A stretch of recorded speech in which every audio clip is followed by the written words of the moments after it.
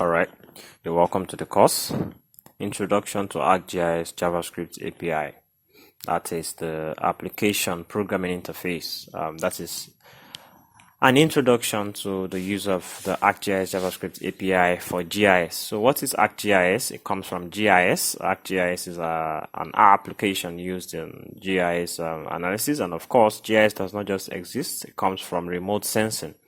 So what is remote sensing?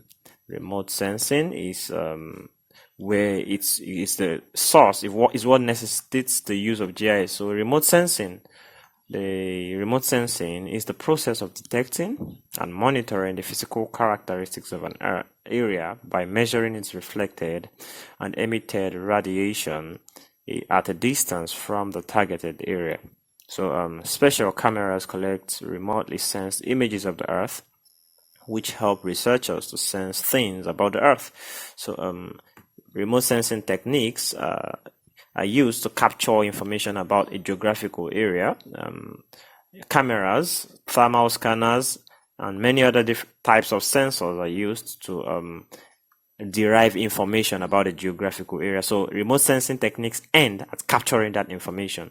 But before this information could be useful to us, we need GIS to analyze and make this information meaningful. So GIS is an acronym for Geographical Information System, and it is a system designed to capture, store, manipulate, analyze, manage, and present all types of geographical data.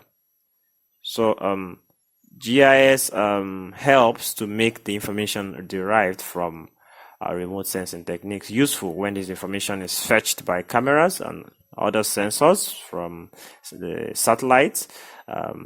The GIS makes this information useful. So what is an API?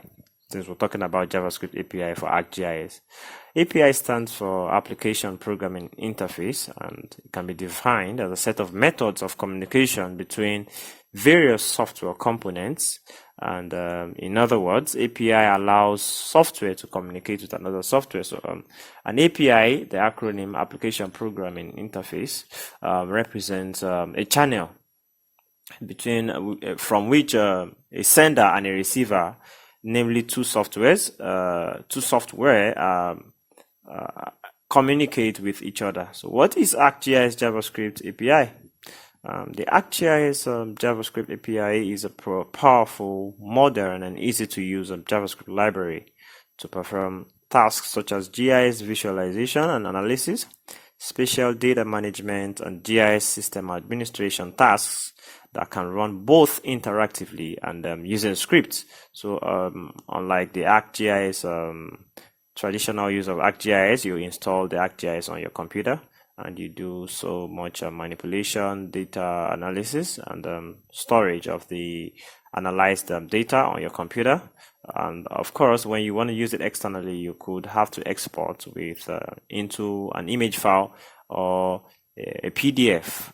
The ArcGIS JavaScript API allows you to interact with your map without having to use the ArcGIS software on your computer. So it makes you to interact with your map like a web app using the JavaScript API. So that is basically what the ArcGIS JavaScript API is all about. So this ArcGIS JavaScript API, how do you use it? Well, I have three methods basically.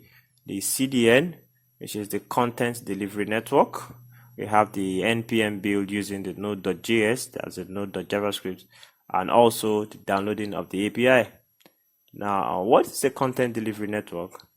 A content delivery network is a script that you put into your app. Your files are already hosted on the network, and in order to use those files, you have to call on those files and then use them locally on your API. So basically, the content delivery network is very versatile. It could be used for web development, just like I use it for web development, and you could also use it for this JavaScript API. The files, most of the files you need are already hosted on the network. You just have to use unique links to call them and then do whatever manipulations you need to do.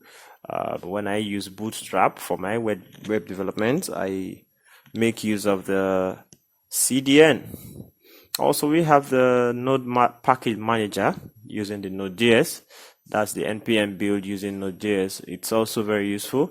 To use this, you have to download the Node.js on your computer, and then you work on the server.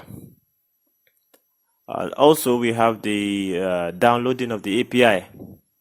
So, downloading the API, why would you need to download the API? You might find yourself in a situation where you need to download the API, such as where you do not have a strong internet connection, or you do not have an internet connection at all when you need to work.